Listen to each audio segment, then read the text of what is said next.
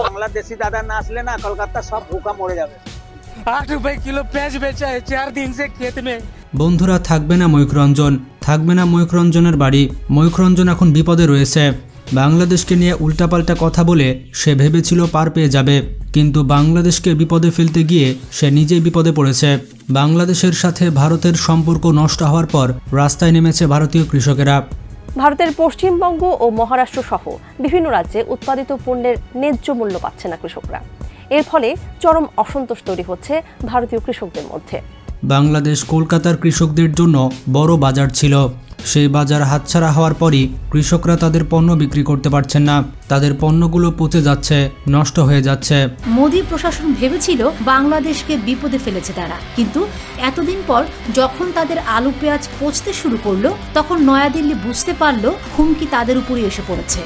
আর এরই প্রতিবাদে ভারতীয় টেলিভিশন চ্যানেল রিপাবলিক বাংলার যে পাগলা রয়েছে মানে ময়ূকরঞ্জন, তার বাড়ি কিন্তু কৃষকেরা ঘেরাও করেছে। কৃষকদের অভিযোগ, এই উন্মাদ সাংবাদিকের কারণে বাংলাদেশের সাথে ভারতের সম্পর্কের অবনতি ঘটেছে। ভারতের পণ্য আর বাংলাদেশে পাঠানো যাচ্ছে না। গত দুদিন আগে কৃষকেরা এই পাগলের বাড়ি ঘেরাও করে সেখানে বিক্ষোভ আন্দোলন করেছে। তাদের দাবি হচ্ছে ময়ূকরঞ্জনের বাড়ি এখান থেকে উচ্ছেদ করতে হবে, আর না হয় পাবলিক টয়লেট বানাতে হবে। বাংলাদেশের সাথে ভারতের সম্পর্ক নষ্টের পেছনে ময়ূকরঞ্জনকে ভারতের শত্রু হিসেবে আখ্যা দিয়েছে তারা। তাদের কেউ কেউ দাবি তুলেছে, তারা দাবি করেছে তার বাসা তুলে দিয়ে সেখানে পাবলিক টয়লেট করতে হবে। আলুর যে দাম কৃষকরা পাচ্ছে না, 2.5 টাকা 3 টাকা করে তারা হচ্ছে ফসলের দাম পাচ্ছে। ফলে কৃষকের আত্মহত্যা ইতিমধ্যেই শুরু হয়ে গেছে সারা বিভিন্ন জেলাগুলোতে।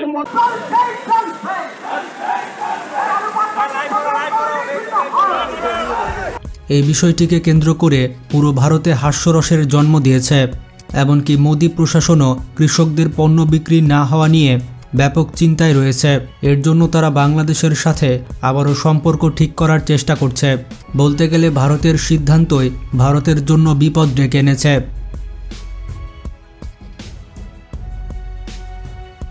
এদিকে আলু এবং পেঁয়াজ রপ্তানি করতে না পারায় ভারতীয় কৃষকদের মধ্যে চরম অসন্তোষ দেখা দিয়েছে।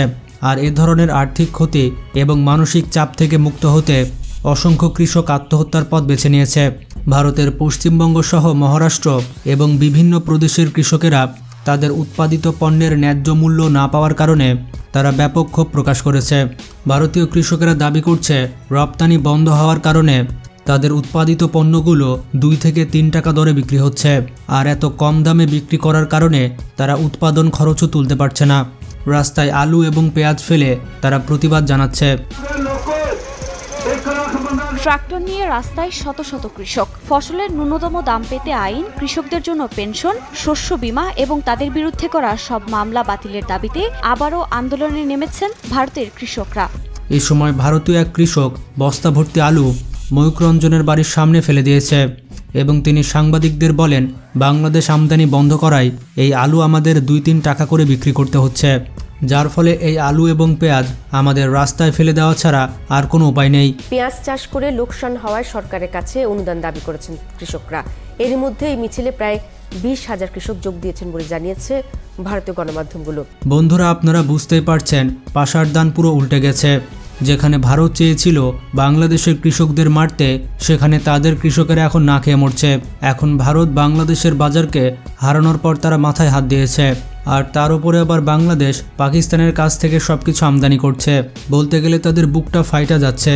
ভারতীয় কৃষকেরা শুধুমাত্র ময়ূকরঞ্জনের বিরুদ্ধে রাস্তায় নেমেছে, ব্যাপারটা এমন নয়। তারা রাস্তায় নেমেছে মোদি সরকারের বিরুদ্ধে। গভীর রাতেও ভারতের রাস্তাতেই অবস্থান করছেন আন্দোলনরত কৃষকেরা। পুরুষদের পাশাপাশি আছেন নারীরাও। রাস্তাতেই তাদের খাওয়া দাওয়া ও ঘুমানোর ব্যবস্থা। বস্তা বস্তা আলু পেঁয়াজ তাদের গুদামে পচে যাচ্ছে। বাংলাদেশের সাথে রপ্তানি বাণিজ্য আগের মতো শিথিল না করলে ব্যবসা বাণিজ্য তাদের গুটিয়ে নিতে হবে এবং মোদি সরকারের বিরুদ্ধে তারা কঠোর আন্দোলনের হুঁশিয়ার দিয়েছে। ন্যূনতম সহায়ক মূল্যের আইনি নিশ্চয়তা, কৃষি ঋণ মওকুফ সহ একাধিক দাবি নিয়ে গেল সপ্তাহ থেকে দিল্লি চলো আন্দোলন করছেন ভারতের পাঞ্জাব, হরিয়ানা ও উত্তরপ্রদেশ থেকে আসা কয়েক হাজার কৃষক। বিশেষ করে সবথেকে বেশি ক্ষতিগ্রস্ত হচ্ছে কলকাতার জনগণ। তাদের 50 থেকে 60% বাণিজ্য বাংলাদেশের সাথেই হয়।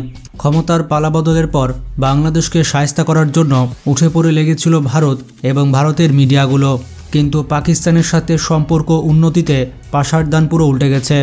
বাংলাদেশকে শায়েস্তা করতে গিয়ে ভারত এখন নিজে জব্দ হচ্ছে। শেখ হাসিনার পতনের পর বাংলাদেশের ওপর থেকে আধিপত্য হারায় ভারত, কারণ বাংলাদেশের সাবেক প্রধানমন্ত্রী শেখ হাসিনা ভারতের পুতুল ছিল।